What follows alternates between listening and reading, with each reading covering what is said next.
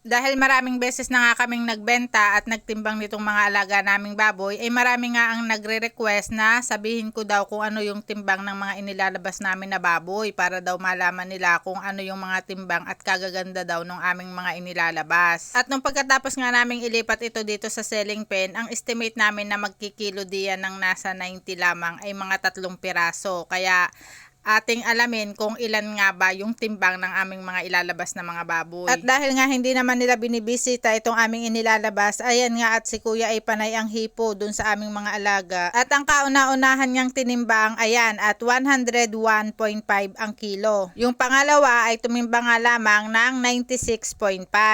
At itong pangatlo ay tumimbang yan ng 104. Kaya lamang meron siyang hernia o yung buslo, kaya binawasan ng isa, kaya 103 na lamang. At itong number 4, ayan nga yung kauna-unahang titimbang ng mataas. At ang timbang nga na nakuha niya ay 116 kilos. At sa baboy na nga lang hinihimas. At itong number 5 ay medyo mataas din ang timbang, 112. At ang pang-anim nga ay tumimbang din ng 104 kilos. At yun ngang pang number 7 ay tumimbang din siya ng 105.5 kilos. Hindi talaga makamove on si kuya oh.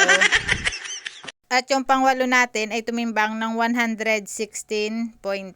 Ito nga yung pinakamataas. Lumamang lamang siya ng 0.5 doon sa number 4. At yun yung sumunod na number 9 ay tumimbang nga lamang siya ng 90 kilos. Dahil ang estimate namin na titimbang ng 90 diyan ay 3.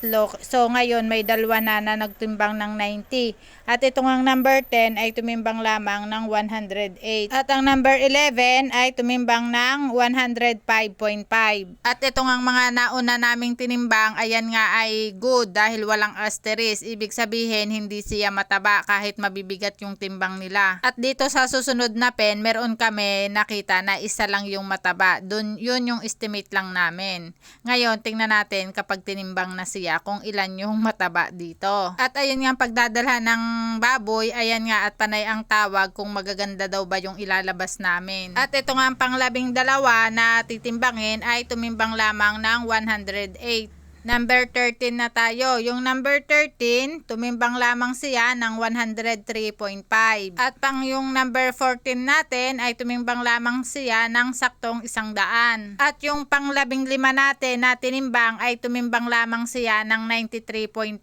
So, bale, meron ng 3 na tumimbang ng line ng 9. Ang number 16, 94.5. At ang number 17 ay tumimbang nga lamang siya ng 99. At doon sa 3 naming estimated na line ng 9, so ngayon 5 na siya. Itong number 18, 111 lamang yung kanyang timbang pero meron siyang double asterisk. Itong number 19, 116.5 at may double asterisk. At ang number 20 ay 102.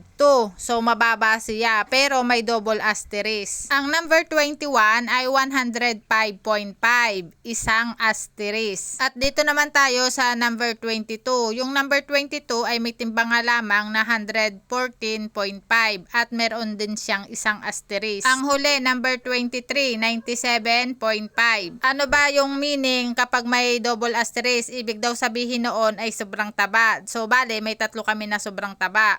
Tapos, yung isang asterisk ay mataba lamang. Meron kaming 2.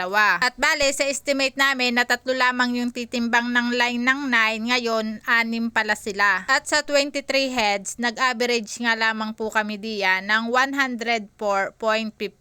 At kung nagustuhan nyo po yung aking video at para maging updated sa mga ginagawa ko po dito kung paano kami mag-alaga ng mga baboy, ay paki-follow and share po at marami pong salamat sa inyong panonood. Happy farming mga ka-farmers! Thank you for watching!